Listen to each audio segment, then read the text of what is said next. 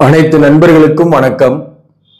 உங்கள் ஆஸ்ட்ரோ பழனிசுவாமிகள் பேசுகிறேன். இந்த காணொளியில கடகம் ராசிக்கு குரு பெயர்ச்சி பலன்களை பொது பலனாக பார்க்கலாம். இந்த ராசிக்கு 11ஆம் பாவகத்துல இப்ப குரு பகவான் இருக்கிறாரு. மே மாதம் 14ஆம் தேதி 2025 அன்று குரு பெயர்ச்சி ஏற்படுகிறது. திருக்கணித பஞ்சாங்கத்தின்படி குரு பகவான் உங்க ராசிக்கு 12ஆம் பாவகத்துக்கு வராரு. விரயஸ்தானத்துல இருக்கக்கூடிய குரு பகவான் நன்மைகளை கொடுக்குமா அப்படின்ற விஷயத்த அல்லது தீமைகளை கொடுக்குமா என்றதை பற்றி நாம இந்த பதிவுல டீட்டெயிலா பார்க்கலாம். அதே போல திருக்கணித பஞ்சாங்கத்தின்படி 8ஆம் இடத்துல இருக்கக்கூடிய சனி பகவான் மார்ச் 29ஆம் தேதி உங்க ராசிக்கு 9ஆம் இடத்துக்கு போகுது. அந்த வகையில மாறிடும் மனநிலை என்றே சொல்லலாம். இந்த குரு பெயர்ச்சி, ராகு கேது பெயர்ச்சி எல்லாம் கன்சிடர் பண்ணும்போது மாறிடும் மனநிலை. என்ன மனநிலை மாற்றம்னா, குறிப்பா இந்த அஷ்டமத்து சனி காலகட்டத்துல திருமண வாழ்க்கையில நிறைய பிரச்சனைகள். சில பேருக்கு மேரேஜ் ஆகி பிரிஞ்சிருப்பீங்க, சில பேருக்கு பிரிந்திருக்கக்கூடிய சூழ்நிலை ஏற்பட்டிருக்கும். அதாவது ஆல்ரெடியே மேரேஜ் ஆனவங்க கூட இந்த நேரத்துல நல்லா இருந்தவங்க கூட இந்த நேரத்துல கணவன் மனைவிக்குள் கருத்து வேறுபாடு, மிஸ் அண்டர்ஸ்டாண்டிங்கோட ஒரே வீட்டுல வாழ்றது அல்லது டிவோர்ஸ் மாதிரி ஏற்பட்டு பிரிந்து இருக்கக்கூடிய சூழ்நிலை, இந்த மாதிரி குடும்ப வாழ்க்கை சம்பந்தமான அழுத்தங்கள் கடந்த 2.5 வருஷமா உங்களுக்கு கடுமையாகவே இருந்திருக்கும். இந்த மாதிரி கருத்து வேறுபாடு இல்லை அப்படின்னாக்க வாழ்க்கை துணைவருக்கு ஹெல்த் இஷ்யூஸ் போயிருக்கும். உங்களுக்குமே கூட உடல்நல பாதிப்பு, வேலையில மாற்றங்கள், இப்படி வாழ்க்கை ஒரு ஸ்ட்ரெஸ்ஸாவே போயிருக்கும். இந்த ஸ்ட்ரெஸ்ஸான சூழ்நிலை மாறப்போகுது. அதுதான் இப்போ மாறிடும் மனநிலை அப்படின்னு நம்ம சொல்றது. இப்போ பாத்தீங்கன்னாக்க ராசிக்கு 12ஆம் பாவகத்துக்கு குரு வர்றது ஜெனரலா பார்க்கும்போது நெகட்டிவ் தான். ஏன்னா விரயஸ்தானத்துல குரு வந்துட்டாரு, விரயங்கள் ஆகும். உண்மைதான். எந்த மாதிரி விரயங்கள் ஆகும், எந்த மாதிரி விரயத்தை நீங்க பண்ணணும்ன்றது தெரிஞ்சுக்கிட்டீங்கன்னாக்க உங்களுக்கு அசுப விரயங்கள் ஏற்படாது. அதாவது சுப விரயங்கள் ஏற்படும். சுப விரயங்களை செஞ்சிருங்க. அதன் மூலம் உங்களுக்கு அசுப விரயங்கள் தவிர்க்கப்படும். இப்போ முக்கியமா பாத்தீங்கன்னாக்க இந்த குரு பெயர்ச்சிக்கு அப்புறம் மிதுனத்துல குரு வர்றதுனால ராசிக்கு 12ஆம் பாவகம் என்பது அயன சயன ஸ்தானம், அதே போல மோட்சஸ்தானம், விரயஸ்தானம், இன்வெஸ்ட்மெண்ட் குறிக்கக்கூடிய இடம், இப்படி நிறைய விஷயங்களை நம்ம 12ஆம் பாவகத்தை வச்சு சொல்லலாம். அந்த பாவகத்துல இந்த குரு வர்றது ஒரு வகையில சில நன்மைகளையும் செய்யும். அது என்ன நன்மைனா, இந்த அஷ்டமத்து சனி காலகட்டத்துல பிரிந்திருந்த கணவன் மனைவி, கருத்து வேறுபாடோடு இருந்து வந்த கணவன் மனைவிக்குள் ஒரு ஒற்றுமை ஏற்படும். குறிப்பா ஒரே வீட்டுல இருந்து பிரிந்திருந்தவங்களை பத்தி நான் சொல்றேன். நானு ஒரே வீட்டுல பிரிந்திருக்கீங்க, ஒரு மிஸ் அண்டர்ஸ்டாண்டிங்கோட இருக்கீங்கன்னாக்க இந்த வருஷம் 2025 மே மாசத்துக்கு மேல ஒரு திருமண வாழ்க்கை சம்பந்தமான அழுத்தங்கள் குறையும். அடுத்தது கலசர தோஷம், தாரதோஷம் அல்லது செவ்வாய் தோஷம் ஒருத்தருக்கு இருந்து ஒருத்தருக்கு இல்ல, இப்படி சரியான மேட்சிங் இல்லாம பிரிந்திருக்கக்கூடியவர்கள் இவனால வழக்குல இருந்திருப்பீங்க, வழக்கு போட்டிருப்பீங்க, வழக்குகள்ல ஒண்ணு தீர்ப்பு வந்திருக்கும், தனித்து இருந்திருப்பீங்க அல்லது வழக்கு இழுத்துக்கிட்டே இருந்திருக்கும் சில பேருக்குலாம். இந்த பிரச்சனைகளும் இந்த காலகட்டத்தில் முடிந்து மறுமணம் போன்றவை ஏற்படும். சில பேருக்குலாம் மறுமணத்திற்காக வரன் பார்த்துட்டு இருக்கிறீங்கன்னா மறுமணம் ஏற்படும். அதே போல திருமணம் நீண்ட காலமாக ஆகாம வரன் பார்த்துட்டு இருக்கிறவங்களுக்கு வரன் தடையாக இருந்திருக்கும். அந்த வரன் உங்களுக்கு செட் ஆகக்கூடிய வாய்ப்பும் வரக்கூடிய காலகட்டத்தில் உண்டு 2025 மே மாதத்திற்கு பிறகு. ஸோ மேரேஜ் ஆகாதவங்களுக்கு மேரேஜ் ஆகும். எதிர்கால வாழ்க்கை துணைவரை சந்திக்க போறீங்க. மேரேஜ் ஆகாதவங்க அதெல்லாம் பாசிட்டிவான ஒரு விஷயம்தான். லாபமற்ற விஷயத்தில் ஈடுபட்டு லாஸ் பண்ணியிருப்பீங்க, இப்போ விரயமாகும். அது சுப விரயமாகிறதுக்கு நிறைய வாய்ப்புகள் உண்டு.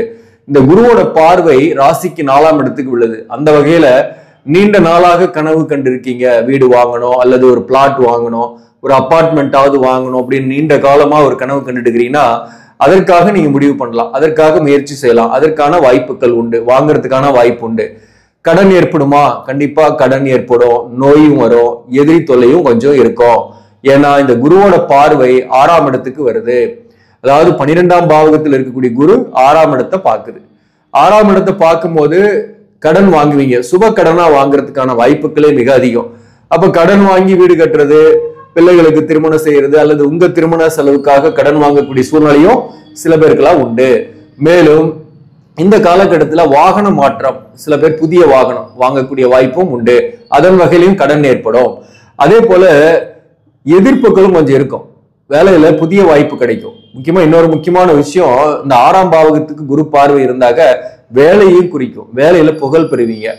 ஆல்ரெடி அரசு பணியில் இருப்பவர்களுக்கு பதவி உயர்வு கிடைக்கும். தனியார் பணியில் இருப்பவர்களுக்கு கூட ஒரு நல்ல வாய்ப்பு, ஒரு டிபார்ட்மெண்ட் சேஞ்ச், ஒரு டிசைக்னேஷன் சேஞ்சுன்னு ஒரு நல்ல பொருளாதார ரீதியாக பணம் வரக்கூடிய ஒரு டிபார்ட்மெண்ட்ல போய் முன்னேறக்கூடிய வாய்ப்பு உண்டு. வேலை கிடைக்கும். வேலை இல்லாதவர்களுக்கு அஷ்டமத்து சனி காலகட்டத்தில் வேலையை விட்டுட்டேன், இன்னமும் நான் வேலை தேடிக்கிட்டே தான் இருக்கிறேன், ஆனா கிடைச்ச பாடு இல்லை அப்படின்றவங்களுக்கு கண்டிப்பாக கிடைக்கும். மே மாதத்திற்கு பிறகு முயற்சி செய்யுங்க. உறுதியாக தன்னம்பிக்கையோடு முயற்சி செய்வீங்க. இந்த அஷ்டமத்து சனி முடிஞ்சிருந்தாவே கஷ்டங்கள்ன்ற மென்டாலிட்டி போயிடும். எப்ப பாரு நம்ம கஷ்டம், எப்ப பாரு துன்பம், எல்லாத்துலயுமே நமக்கு முன்னேற்றம் இல்லை, வீட்லயும் நிம்மதி இல்லை, வெளியிலயும் நிம்மதி இல்லை அப்படின்ற அந்த கவலைகள் மாறும். அதுதான் மாறிடும் மனநிலை. அப்போ 6ஆம் பாவகத்துக்கு இந்த குரு பார்வை இருக்கிறதுனால வேலை கிடைக்கும், பதவி உயர்வு கிடைக்கும். அதே போல கடன் வாங்கக்கூடிய வாய்ப்பு, சுப கடன் படுவீங்க. வழக்குகள் இருக்கீங்கன்னாக்க வழக்குகளில் வெற்றி ஏற்படும். வழக்கு சில பேருக்கு ஏற்படும் புதிதாக. ஆல்ரெடி டிவோர்ஸ் கேஸ் அல்லது சொத்து சம்பந்தமான கேஸ்ல இருக்கிறவங்களுக்கு அதுல ஒரு சாதகமான தீர்ப்புகள் வரும். சில பேருக்கு வேலை பார்க்கக்கூடிய இடத்துல மறைமுக எதிரிகள் தொல்லை கொஞ்சம் இருக்கும். அதுல மட்டும் கொஞ்சம் கவனமா இருங்க. அதாவது சக பணியாளர்களாகட்டும், மேலதிகாரி ஆகட்டும், வார்த்தைகள்ல கவனமா இருக்கணும். வாக்குவாதங்கள்லாம் செய்யாம இருக்கணும் நீங்க. அதே போல குடும்ப வாழ்க்கையில கூட பாத்தீங்கன்னா உறவுகளோட வாக்குவாதங்கள்லாம் செய்யாம இருக்கணும். ஏன்னா ஒரு பக்கம் ராசிக்கு 2ஆம் இடத்துக்கு கேது, 8ல ராகு. அப்போ பாத்தீங்கன்னாக்க வாக்குவாதங்கள் செய்யாம இருந்தீங்கன்னாக்க உங்களுக்கு நன்மைகளை ஏற்படுத்தும். அதே போல யாருக்கும் வாக்கும் கொடுக்க கூடாது. இதை நான் செஞ்சு தரேன், இந்த டேட்டுக்குள்ள இதை முடிச்சு தரேன் அப்படின்னு கொடுத்துட்டீங்கன்னா நீங்க அதுலயும் சிக்கலுக்குள்ளாகக்கூடிய வாய்ப்பு உண்டு. அதே போல சூரிட்டி போடுறது, மேலும் பணம் கொடுக்கும் போது எந்த விதமான எவிடன்ஸும் இல்லாம கொடுக்கறது போன்றவையெல்லாம் தவிர்க்கப்பட வேண்டும். வாங்கும் போது அதேதான், பணம் வாங்கும் போது ஒரு எவிடன்ஸோட வாங்கிக்கணும். அதே போல 8ஆம் இடத்துக்கு குரு பார்வை இருக்கு. 8ஆம் இடத்துக்கு குரு பார்வை இருக்கு, ராகுக்கு குரு பார்வை இருக்கு. அதனால திடீர்னு தனவரவுகள்லாம் ஏற்படும். அதே போல உங்கள் மேல் இருந்த அவமானம், பழிச்சொல் நீங்கும். அதுதாங்க முக்கியமான விஷயம். இந்த குரு பெயர்ச்சி பார்வைகள் ஓரளவுக்கு பாசிட்டிவ் நெகட்டிவ் கலந்து இருக்கு. உட்கார்ந்த இடமும் பாத்தீங்கன்னாக்க குருவிற்கு பகை வீடு. 6 குடிவன் 12ல இருக்கும்போது விபரீத ராஜயோகம் சொல்லலாம். அந்த வகையில தொலைதூர பயணங்களுக்கு சாத்தியம் இருக்கு. வெளிநாடு, வெளியூருக்கு நீங்க வேலைக்காக ட்ரை பண்றீங்கன்னா தாராளமா போறதுக்கான வாய்ப்புகள் உண்டு. நீண்ட தூர பயணம் சில பேருக்கு ஏற்படும். வெளிநாட்டுல இருக்கிறவங்களுக்கு கூட தாய்நாட்டுக்கு போகக்கூடிய வாய்ப்பு இந்த காலகட்டத்தில் உண்டு. மே மாதத்திற்கு பிறகு சொல்ற எல்லாமே, மே மாசத்துல இருந்து 2026 மே மாசம் வரலுமே இந்த குரு பெயர்ச்சி காலகட்டம். இந்த காலகட்டத்துல பல நன்மைகள் இருக்கு அப்படின்றதுதான் முக்கியமான விஷயம். அதே போல படிக்கக்கூடிய மாணவர்களை பொறுத்தவரை நீட் போன்ற எக்ஸாம் ப்ரிப்பேர் பண்ணக்கூடியவர்களுக்கு சுப விரயம் ஏற்பட்டு பணம் கொஞ்சம் செலவு பண்ணி தான் படிக்கிற மாதிரி இருக்கும். வெளிநாட்டுல போய் ட்ரை பண்ணி படிக்கிறீங்கன்னா அதுக்கான சான்சஸ் எல்லாம் நிறையவே உண்டு. நல்லாவே படிப்பீங்க. படிப்புலாம் எந்த பிரச்சனையும் கிடையாது. 4ஆம் இடத்துக்கு குரு பார்வை இருக்கிறதுனால படிக்கக்கூடிய மாணவர்கள், ஆரம்ப கல்வி, உயர்கல்வி படிக்கக்கூடிய மாணவர்களுக்கு கண்டிப்பாக நல்ல முன்னேற்றங்கள் உண்டு. இந்த காலகட்டத்தை பொறுத்தவரையிலும் எந்தெந்த தொழில்கள்லாம் சிறப்பானதாக இருக்கும், அந்த தொழில் இருப்பவர்கள் நல்ல டெவலப் ஆவாங்கன்னா, அரசு பணியில் இருப்பவர்களுக்கு நல்ல டெவலப்மெண்ட் உண்டு, பதவி உயர்வு உண்டு. அரசியல்வாதியாக இருக்கிறவர்களுக்கு நேம் அண்ட் ஃபேம் இந்த காலகட்டத்தில் கண்டிப்பாக உண்டு. அதே போல கம்ப்யூட்டர் சார்ந்த துறை, அக்கவுண்ட்ஸ், நிர்வாகம், ஆடிட்டிங், வாக்கால் பிழைக்கக்கூடிய தொழில், சேல்ஸ், மார்க்கெட்டிங், ஆசிரியர் பணி, விவசாயம் சார்ந்த துறையில் இருப்பவங்க, மருத்துவம் சார்ந்த துறையில் இருப்பவங்க, இவங்களுக்கெல்லாம் இந்த காலகட்டத்தில் நல்ல வளர்ச்சி உண்டு. கம்ப்யூட்டர் உண்டு. கம்ப்யூட்டர், ஐடி போன்ற துறைகளில் இருப்பவர்களுக்கும் நல்ல ஒரு முன்னேற்றங்கள் இந்த காலகட்டத்தில் உண்டு. நம்ம பொது பலனா இதை பார்த்துட்டோம். நம்ம ஜாதகத்தின் படியும் ஒரு கிரகத்தோட, நல்ல கிரகத்தோட தசாபுக்தி நடக்கணும். அதுவும் முக்கியமான விஷயம். அதுல குரு தசை, குரு புக்தி, இப்ப கடக லக்னமாகவே இருக்கீங்க, குரு நல்ல ஸ்தான பலம் பெற்று இருக்கு, 9ஆம் பாவகத்துல ஆட்சி பெற்று இருக்கு, குரு தசை நடக்குதுன்னா அவங்களுக்கு எல்லாம் நல்ல பாசிட்டிவ்னு அர்த்தம். அதே பாத்தீங்கன்னாக்க உங்களுக்கு மகர லக்னமாக இருக்கீங்க, உங்களுக்கு குரு தசை நடந்தாலும் நல்லதுதான், ஒன்றும் பிரச்சனை கிடையாது. குரு தசை அல்லது குரு புக்தி நடக்குதுன்னாக்க பெட்டராகவே இருப்பீங்கன்னு அர்த்தம். மேரேஜ் ஆகணும்னா மேரேஜ் ஆகும், அந்த மாதிரி நம்ம புரிஞ்சுக்கலாம். இப்ப அதே மாதிரிதான் இந்த ராசிக்கு 12ஆம் பாவகத்துல உங்க ஜாதகத்தை எடுத்து நீங்க பாருங்க. இந்த ராசிக்கு 12ல என்ன கிரகம் இருக்குன்ட்டு. இந்த இடத்துல ராகு இருக்குன்னாக்க பண விஷயத்துல ரொம்ப கேர்ஃபுல்லா இருங்க. அசுப விரயங்கள் நிறைய வரும், எதிர்பார்க்காத செலவுகள் அதிகமாக வரும். அந்த வகையில பண தட்டுப்பாடுகளை கூட சந்திக்கக்கூடிய சூழ்நிலை வரும். சோ கவனமாக நீங்க செயல்படணும்னு அர்த்தம். கேது இருந்தாலும் அதேதான். கேது ராசிக்கு 12ல இருக்குன்னாக்க அதன் மேல இந்த கோச்சார குரு ரியாக்ட் ஆகும் போது பண தட்டுப்பாடு வரும், கடன் வாங்குவீங்க. இந்த ராகுவோட குரு ரியாக்ட் ஆகும் போது புத்திரபாக்கியம் கிடைக்கும், அது ஒரு நன்மை இருக்கு. அது கொஞ்சம் செலவுகள் ஏற்படும். அதே கேது இருந்தாக மருத்துவம் கிடைக்கும். நோயில் இருக்கீங்க, நீண்ட காலமா நோய் நல்லாகாம இருக்குன்னாக்க உங்க ஜாதகத்துல 12ஆம் பாவகத்துல கேது இருக்குன்னா அதன் மேல இந்த குரு ரியாக்ட் ஆகும்போது உங்களுக்கு நோய்க்குரிய மருத்துவம் கிடைச்சி குணமாகும். ஆன்மீக தொடர்புகள் ஏற்படும். ஆன்மீக மகான்களை சந்திக்கக்கூடிய வாய்ப்புகள் ஏற்படும். தொலைதூர பயணங்கள் சாத்தியம் உண்டு. அது நன்மைகளை கொடுக்கும் கேது இருந்தாக.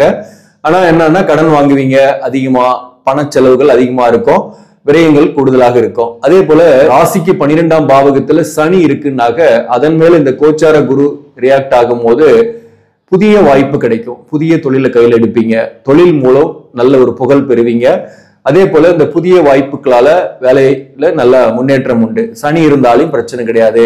சூரியன் இருந்தாலையும் அதன் மேல இந்த குரு ரியாக்ட் ஆகும் போது வேலை செய்யக்கூடிய இடத்துல நேம் அண்ட் ஃபேம் கிடைக்கும். அதே போல புதிய வாய்ப்பு கிடைக்கும். மேலும் சொத்துக்கள் தொடர்பான ஆதாயங்கள் உண்டு. தந்தைக்கு முன்னேற்றங்கள் உண்டு. தந்தையால் ஆதாயங்கள் உண்டு. மேலும் இந்த சூரியன் மேல குரு ரியாக்ட் ஆகும் போது உங்களுடைய பிள்ளைகளாலும் மகிழ்ச்சி உண்டு. வேலையில பதவி உயர்வுலாம் கிடைக்கிறதுக்கு நிறைய சான்ஸ் இருக்கு. அதே போல இந்த ராசிக்கு 12ஆம் பாவகத்துல புதன் இருக்கு அப்படின்னாக்க அந்த புதன் மேல கோச்சார குரு ரியாக்ட் ஆகும் போது எதிர்பாலினர் உறவு ஏற்படும். சில பேருக்கு புதிய நட்பு வரலாம், காதல் வரலாம், திருமணம் ஆகாதவர்களுக்கு திருமணம் ஆகக்கூடிய வாய்ப்புகள் உண்டு. இதுவும் ஒரு பாசிட்டிவான விஷயம் தான். புதன் அங்கே இருந்தா ஆட்சி, அதன் மேல குரு ரியாக்ட் ஆகும் போது உங்களுக்கு வேலை விஷயமா கூட நல்லாவே முன்னேறுவீங்க. சுப வரியங்களே ஏற்படும். சுக்கிரன் இருந்தாக அந்த இடத்துல ராசிக்கு 12ல சுக்கிரன் இருக்குனாக அதன் மேல அந்த கோச்சார குரு வரும்போது உங்களுக்கு வீடு வாங்குறீங்கன்னா வீடு வாங்குறதுக்கான வாய்ப்புகள் வரும், லாபங்கள் வரும் தொழில. அதே போல சுக்கிரன் மேல இந்த கோச்சார குரு ரியாக்ட் ஆகும்போது திருமணம் ஆகாதவர்களுக்கு திருமணம் ஆகும். இதுவும் ஒரு பாசிட்டிவான விஷயம் தான். அதே செவ்வாய் இருக்கு அப்படின்னாக அந்த செவ்வாய் மேல குரு ரியாக்ட் ஆகும்போது பெண்களாக இருக்கீங்கன்னாக திருமணம் ஆகும். அதே போல சகோதரர்களுக்கு நல்ல முன்னேற்றங்கள் ஏற்படும். கடன் வாங்கியாவது நிலம் அல்லது பிளாட் வாங்குவீங்க. சோ சில பேருக்கு மறுமணம் ஆகாதவர்களுக்கு மறுமணம் ஆகும். இந்த மாதிரி பாசிட்டிவான விஷயங்கள் தான். செவ்வாய் இருந்தாலையும் பிரச்சனை கிடையாது. குருவே இருந்தாலையும் அதன் மேல குரு கோச்சார குரு செல்லும் போது வாழ்க்கையில ஒரு படி உயரக்கூடிய வாய்ப்பு ஏற்படும். முன்னேற்றங்கள் உண்டு அப்படின்றதுதான் முக்கியமான விஷயம். இதுல ராகு கேது இருந்தா மட்டும்தான் கொஞ்சம் பொருளாதார ரீதியான கஷ்டங்களை ஏற்படுத்தும். பிள்ளைகள் வகையில செலவுகள், கடன் இந்த மாதிரி எல்லாம் கொஞ்சம் நெருக்கடியை கொடுக்கும். மற்றபடி எந்த கிரகமும் இல்லாத பிரச்சனையும் கிடையாது. சுப வரியங்களே ஏற்படும் அப்படின்றத நம்ம புரிஞ்சுக்கலாம். இதெல்லாம் நம்ம ஜாதகத்தை வச்சு கொஞ்சம் செக் பண்ணிங்க நீங்களே. அதாவது பொதுவா இந்த குரு பெயர்ச்சியால் எல்லாருக்கும் தீமை ஏற்பட்டுடும், விரயமாயிடும், நஷ்டமாயிடும்னு சொல்ல முடியாது. இது உங்க சுய ஜாதகத்தின் அடிப்படையிலையும் சில விஷயங்கள் இருக்கு, அதாவது பலன்கள் இருக்கு. அதையும் நீங்க கொஞ்சம் செக் பண்ணிக்கிறது நல்லது. இந்த குரு பயிற்சி காலகட்டத்துல எந்த கோயிலுக்கு போனா சிறப்பாக இருக்கும்னாக்க அம்மன் வழிபாடு நீங்க செய்யணும். அதாவது காமாட்சி அம்மன் வழிபாடு. சென்னையில இருக்கக்கூடியவர்கள் காஞ்சிபுரம் போயிட்டு வாங்க, அல்லது மாங்காடு காமாட்சி அம்மன் ஆலயத்துக்கு போயிட்டு வரலாம், அல்லது உங்க அருகாமையிலேயே காமாட்சி அம்மன் கோயில் இருக்குன்னா தாராளமாக வழிபாடு செய்யறது நன்மைகளை கொடுக்கும்.